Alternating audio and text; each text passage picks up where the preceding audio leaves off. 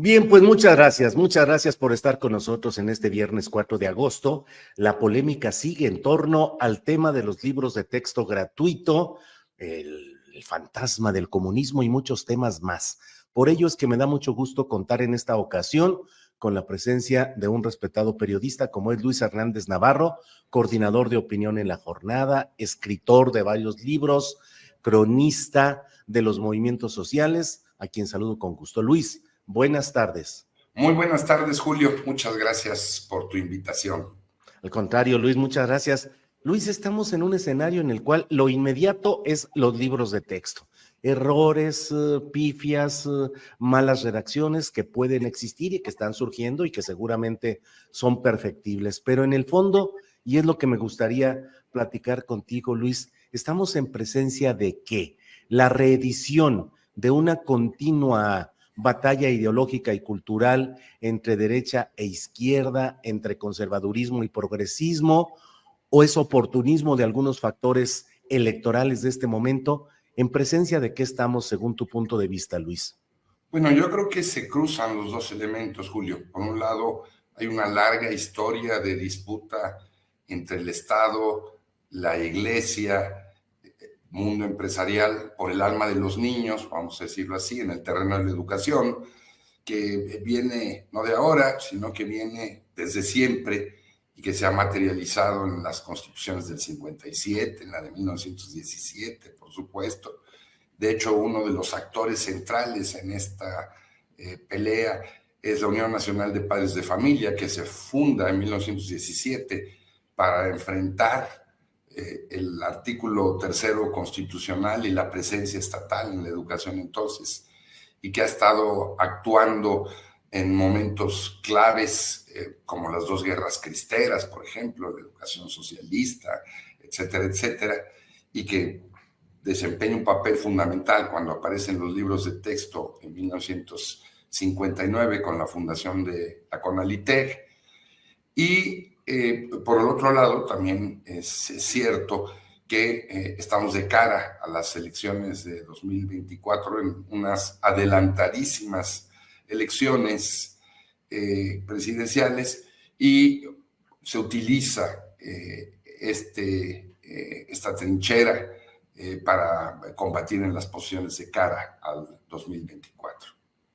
Luis, y dentro de los ingredientes que estamos viendo en esta temprana discusión, suele invocarse el derecho de los padres de familia para decidir el tipo de educación que se dé a sus hijos. En un México, dentro de las grandes simulaciones, me parece a mí, Luis, de las grandes simulaciones de un país en el cual, pues no sé qué porcentaje de quienes así están protestando y quienes están impugnando los cambios en los libros de texto gratuito, tienen sus hijos en colegios o en escuelas o universidades de abierta posición confesional, dirigidas por ministros de culto religioso y con ahí sí, un adoctrinamiento específico sin que haya críticas a ello, sino solo a lo relacionado a la educación pública y los libros de texto gratuito. ¿Cómo estamos en esa simulación de lo confesional por un lado y de lo público, Luis? Bueno, desde que aparecen los libros de texto como gratuitos, obligatorios y únicos, yo creo que es esta triada la que tanto le molesta a la derecha. Una de las propuestas que hay por parte de la Unión Nacional de Padres de Familia y de la derecha es que se hagan distintos libros de texto y que se pueda los padres de familia escoger cuáles son los contenidos educativos que se les quieren impartir a sus hijos. Esto ha sido una obsesión permanente, les molesta muchísimo este carácter único, ¿no? Que se enseñe a Darwin. Recordemos todavía en la década de los 70, cuando de repente se mencionaba a Marx, Darwin y a Freud como algunos de los intelectuales o pensadores más influyentes en la humanidad en el siglo XIX, levantaron el grito en el cielo, ¿no? Como lo han hecho en distintos momentos, ¿no? Una de las primeras grandes movilizaciones en contra de esos libros se realizó en Monterrey en el año de 1962, bajo la consigna de México sí, libros de texto no, ¿no? Fuera el comunismo. Estamos viendo entonces un permanente pleito que resurge cada vez que hay modificaciones a los libros de texto. Bueno, hasta Vicente Fox le tocaron fuertes críticas de la derecha, imaginémonos ya para que esto suceda, que tenía que haber pasado, porque en uno de los libros de texto había una ilustración en donde aparecían dos niños desnudos bañándose en una regadera, ¿no? ¡Oh, horror! Se muestra el cuerpo de esos niños. Entonces, efectivamente, hay una doble moral por parte de esta derecha que tiene en las escuelas a las que manda a sus hijos contenidos ideológicos muy precisos, ¿no? Ahí sí hay de verdad politización, práctica de educación religiosa, etcétera, etcétera, pero quiere negar que la educación pública, ¿no?, que es una forma de poner un piso parejo para todos, establezca el carácter obligatorio de cierto tipo de conocimientos. Luis, te propongo que dejemos para una siguiente intervención o planteamiento lo del papel que está jugando específicamente Televisión Azteca y Ricardo Salinas Pliego, pero quiero primero preguntarte qué tantos elementos reales, conceptuales, académicos, ideológicos hay como para sustentar estas etiquetas que han promovido de educación comunista y libros comunistas. ¿Realmente hay ingredientes para sustentar estas etiquetas tan contundentes que están manejando algunos sectores? No, dan risa verdaderamente. Sí. Es como si fuera un viaje en el túnel del tiempo, ¿no? Y regresamos a la plena Guerra Fría. No olvidemos que epítetos de estas características también sufrieron los libros de texto con Luis Echeverría, ¿no? Básicamente en el libro de Ciencias Naturales, en donde se hablaba de educación sexual, ¡oh no, pecado! ¿No? Inmediatamente hubo acusaciones también de comunismo y de izquierdismo y rojería. Bueno, más atrás, el primer director de los libros de texto gratuito de la CONALITEC fue el escritor Martín Luis Guzmán, famosísimo, entre otras cosas, por ser el autor de La sombra del caudillo, dirigía la revista Tiempo, ¿no? Para ese entonces ya era un hombre bastante conservador, ¿no? Bueno, lo acusaron de comunista y rojo, ¿no? El colmo del despropósito. Y los primeros libros de texto que aparecieron en el primer año, el libro de primer año, tenía un mural, una reproducción de un mural de David Alfaro Siqueiros, otra vez horror, un pintor comunista, ¿no? Diera la impresión de que Alatorre y los que hacen los guiones en TV Azteca se están inspirando en toda la cantidad de barbaridades que se han dicho a lo largo de la historia y que se repiten amplificadamente ahora. Yo no he visto en la lectura de esos libros un solo elemento que pueda decir que se trata de libros comunistas, algo así, como si los pudiera ver además. ¿De qué estamos hablando cuando hablamos de libros comunistas? ¿A qué se refieren?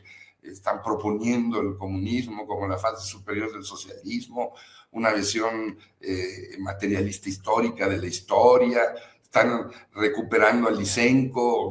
No hay nada de eso en los libros de texto. Es una campaña que tiene eco también en las campañas de la ultraderecha, por ejemplo en el Perú, con este lema de con la familia no te metas, ¿no? Primero la familia, y de Vox, este grupo ultraderechista español que sostiene más o menos lo mismo.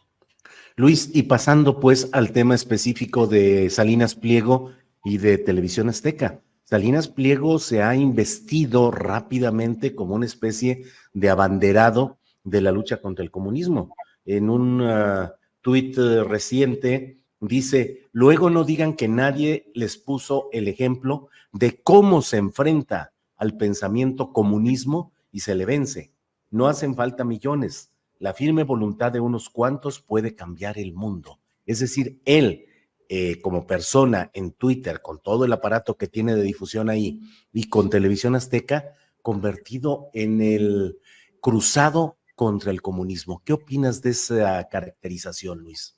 Bueno, hemos visto ya antes de los libros de texto alrededor de cuando se estaba promoviendo la candidatura de Lili Téllez, que no podemos negar el sello de la casa que tiene con TV Azteca, cómo Lili Téllez buscó un espectro ideológico a donde arrimarse muy cercano a la ultraderecha, y cómo distintas expresiones de ultraderecha han acariciado la idea de hacerla a ella una candidata. Vaya, con esto quiero decir que este papel de abanderado del comunismo, de la lucha contra el comunismo, no viene necesariamente de ahora. Salinas Pliego es, lo sabemos, un comerciante, un empresario, y entre otras cosas creo que encontró en esta campaña una forma de hacer negocio, ¿no?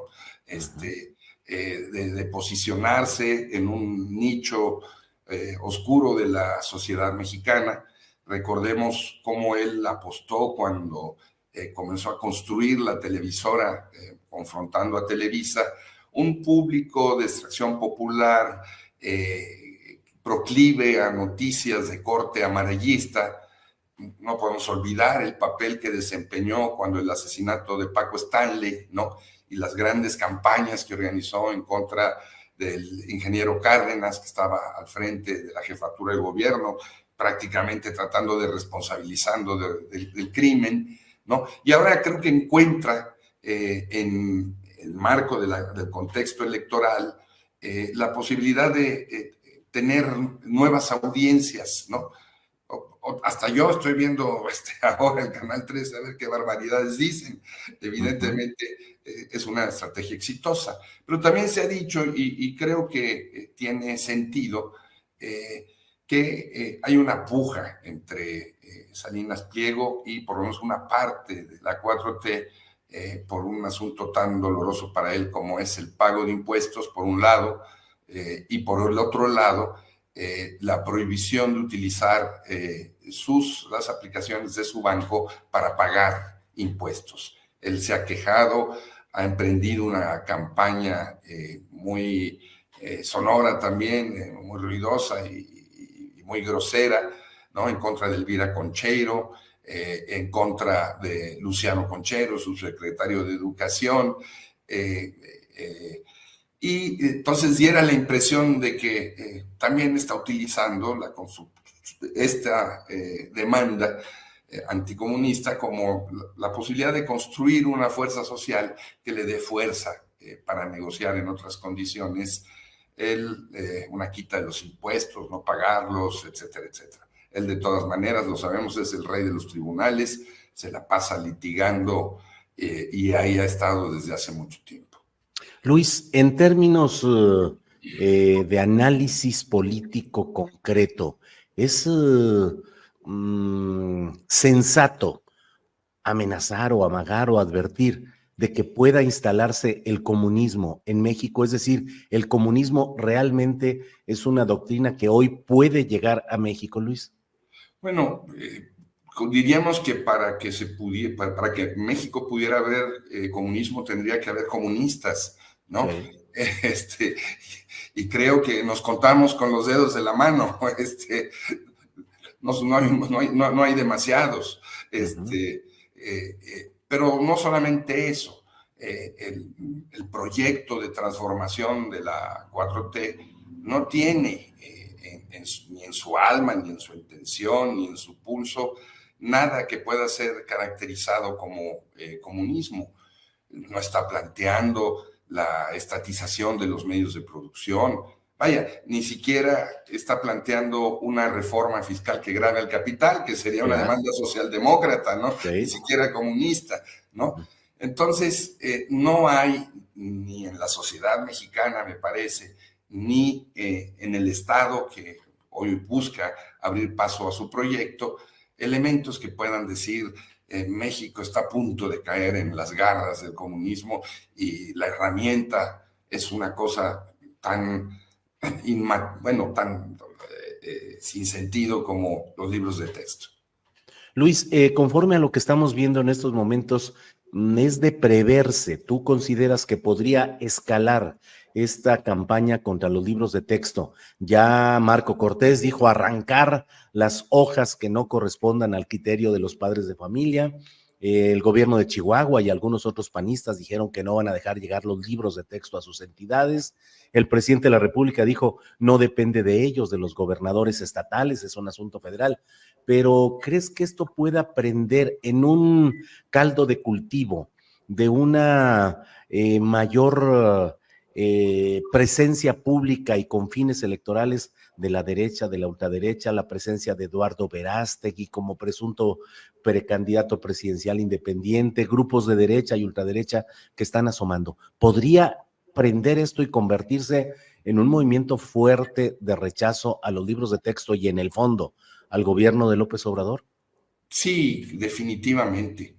En una entrevista que tú hiciste el favor de hacerme, Julio, en mayo del año pasado, yo anticipaba, no porque tuviera bola de cristal, pero anticipaba que las declaraciones de Marx Arriaga iban a exacerbar el fantasma del comunismo, ¿no? Que los estaban provocando para que reaccionaran. Y bueno, pues ya lo vimos. Es previsible que se va a escalar aún más, por supuesto. La derecha, la ultraderecha, tiene mucho que ganar en una demanda de esa naturaleza, sobre todo porque se alimenta estos prejuicios, esta bola de mentiras que han venido diciendo, con los errores que tiene los libros de texto, que los tiene, con el mecanismo que se siguió para aprobarlos, con el hecho de que la información de quienes participaron en ella está reservada durante 5 años. Es decir, se han cometido demasiados errores y me parece que la demagogia y la bravuconería de Marx Arriaga, en cosas que tú has comentado, como ese tuit donde aparece de repente Genaro Vázquez y él preparado para ir a la cárcel. Y ofrendar la vida si es necesario.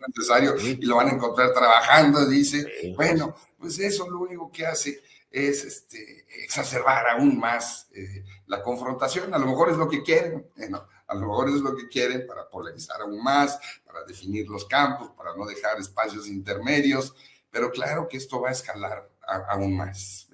Luis, te agradezco mucho esta amabilidad de regalarnos esta plática. Cierro solo preguntándote, ¿qué papel tienen o crees que puedan tener tanto el CENTE como la CENTE definiendo sus posturas respecto a este tema del libro de texto gratuito?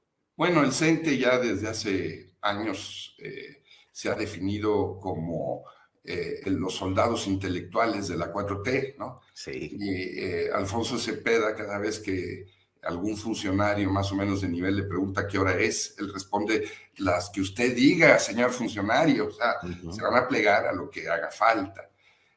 La CENTE ha señalado algo que me parece muy interesante, que es, bueno, este asunto se va a dirimir finalmente en las aulas con los maestros. Vemos en esta iniciativa elementos como positivos, como el de la autonomía curricular, que nos da posibilidades para adaptarnos a las realidades de nuestras escuelas y de nuestras comunidades e impulsar desde allí distintas formas de enseñar. Vemos también que en los libros da la impresión de que están redactadas y se encuentran distintas posiciones, porque por un lado se promueven correctamente una serie de iniciativas en contra del racismo, a favor de la diversidad sexual, etcétera, etcétera, pero por otro lado siguen habiendo elementos de emprendurismo educativo en sus páginas. Entonces, lo que la CENTE ha anunciado que va a hacer es discutirlo en los talleres pedagógicos que tienen ahora durante agosto, hacer una evaluación y tratar de utilizar. Pero han sido muy enfáticos, y esto me parece muy importante, yo comparto esta posición, que esos libros tienen que llegar a las escuelas, que por más fallas o errores que tengan, otros los han tenido, recordemos los de Peña Nieto, tuvieron más de 117 faltas de ortografía en 2013, que venían de tiempos de Felipe Calderón. Bueno, por más fallas que tienen, en muchos lugares estos libros son el único libro que ese niño y la familia de ese niño van a tener acceso. Entonces habrá que preparar una fe de ratas, habrá que corregir lo que no está bien, pero lo peor que pudiera pasar es que esos libros no lleguen a las escuelas. Los libros tienen que llegar, se tienen que revisar, se tienen que mejorar, pero la posición panista, la posición de la ultraderecha de evitar que lleguen es una posición claramente reaccionaria y retardataria. Luis, te agradezco mucho esta entrevista. A reserva de lo que desees agregar, yo te doy las gracias por esta oportunidad de platicar, Luis. No, pues muchísimas gracias. Nada más yo sigo con el enigma de cómo le van a hacer un niño de 6 años que entra recién a primaria para leer las más de 1000 páginas que están contenidas en los 5 libros de texto. Si los libros efectivamente los hubieran hecho los maestros, hubieran sabido que los niños de sexto que apenas están con la lectoescritura y están aprendiendo las primeras letras, no van a poder leer esa cantidad de materiales. Además, en muchas ocasiones en un lenguaje muy pesado. A pesar de eso, esos libros tienen que llegar a las escuelas. Luis, muchas gracias y seguimos platicando más adelante. Gracias, Luis. Gracias a ti, Julio, por tu hospitalidad. Saludos. Hasta luego.